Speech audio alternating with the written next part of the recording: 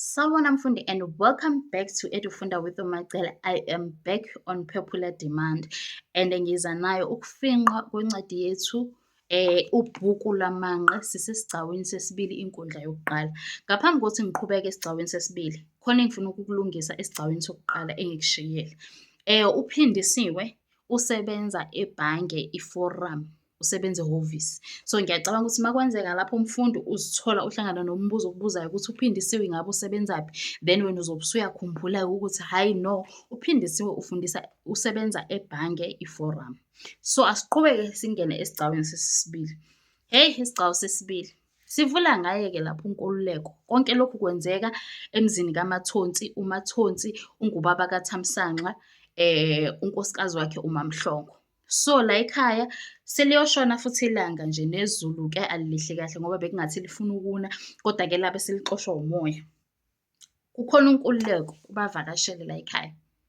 Nkululeko uhleli ulinde uSokhaya ukuthi angene. Makangena uSokhaya, uyayibuka le nsizwa uyayibingelela.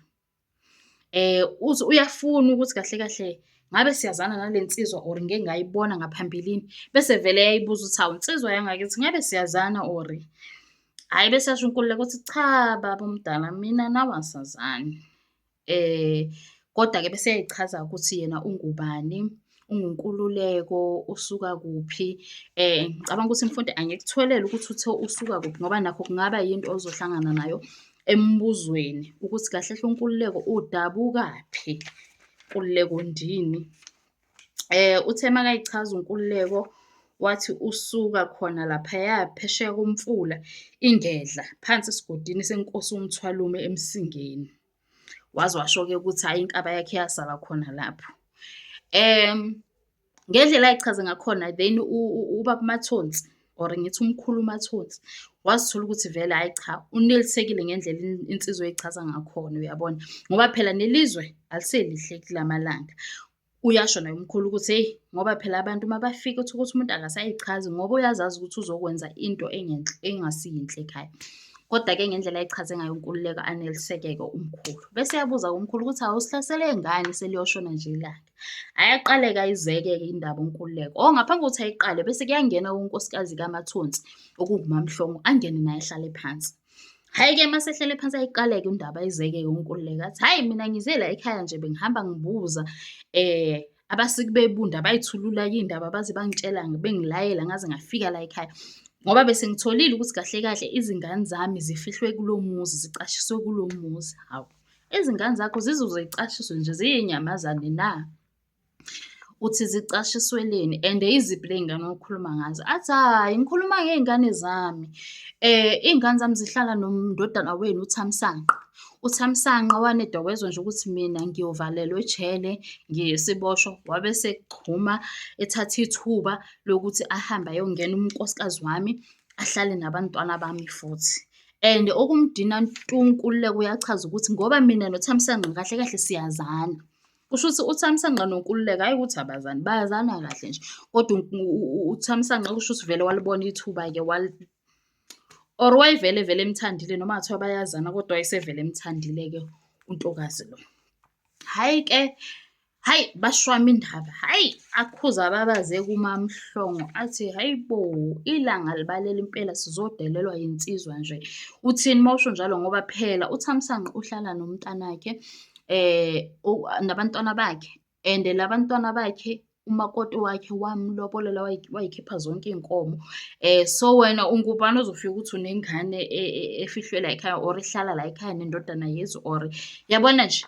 Hhayi vele azama ukukhuza-ke uMamhlongo, umbona ukuthi naye usecasukile imimoya yaphakama. Athi uNkululeko cha, abantu abadala angizange ngokuzolwa ukuthi nje ngizonazisa ngoba vele indodana yenu ingikhombisa okukhulu ukungidelela lokhu.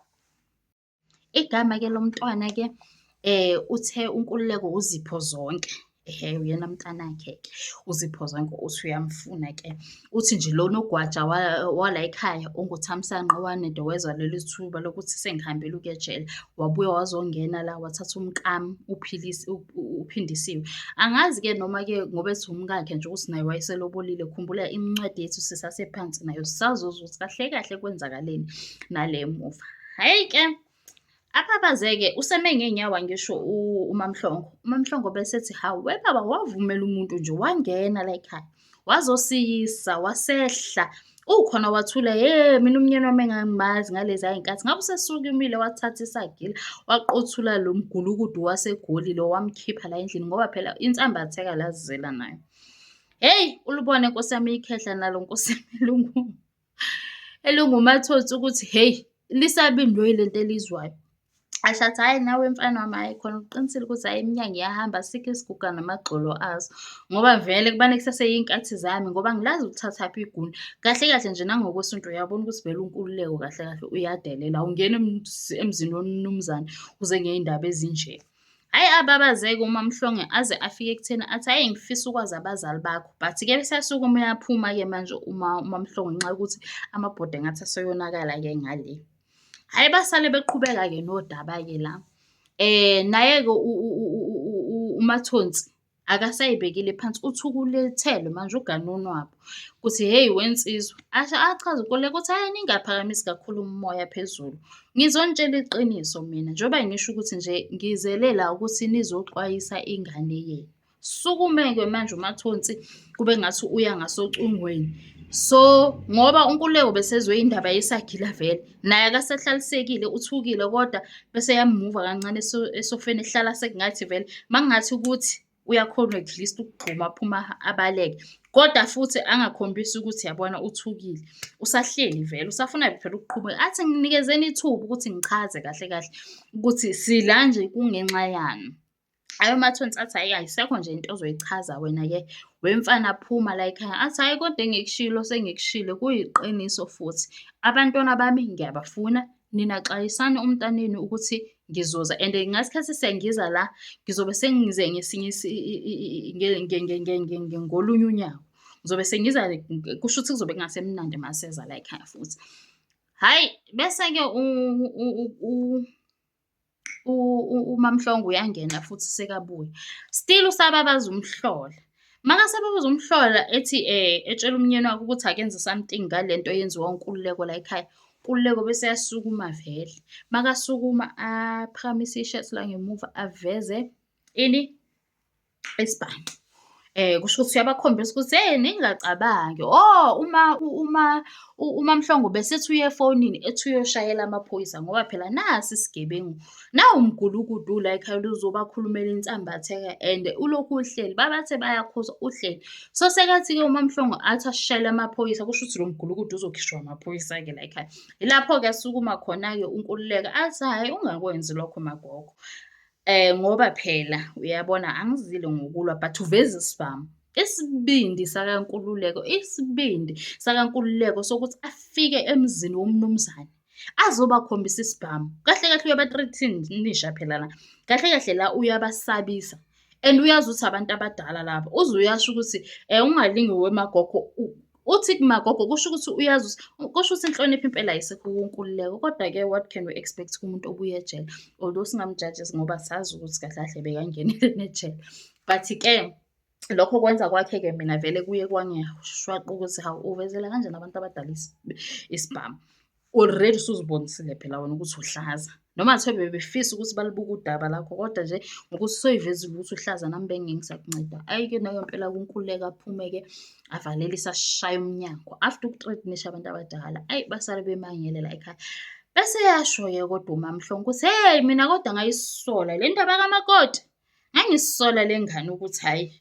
Bese ethi umkhulu hawu if wawusola sonke lesikhathi bewuthulele nathi hhayi ukuthi bengithule ngazama nje wena ukukutshela kodwa wayishaya indiva. Wathi phela mawusola umuntu ungenabuvakazi kuyafana nokuthi unomuntu uthi uyathakatha kodwa ungakazi umthakathi. Kodwa-ke akusenani-ke ngoba sekulethi vele asingeneni ey'ngubeni eselala siphumbule le ndaba le yethu sizoqhubeka ngayo kusasa. Iphelele lapho-ke isigcawu sesibili. I hope umfundi you enjoyed and ukhonile ukudobhadobha ukuthi mangabe usuyobhala vele i-test at least kukhona izinto ozaziyo ngendaba. Guys, what I'm gonna ask from you is that whenever you're watching my videos or you're listening to audios, please do like and subscribe. Also comment, share our videos so that our channel can grow. And in that manner also nami ngithola umfu ukuthi ngikhona ukuchubeka nginenzele i-justice ukuthi nginisamaralizele. Ngiyabonga. Until next time. Peace out.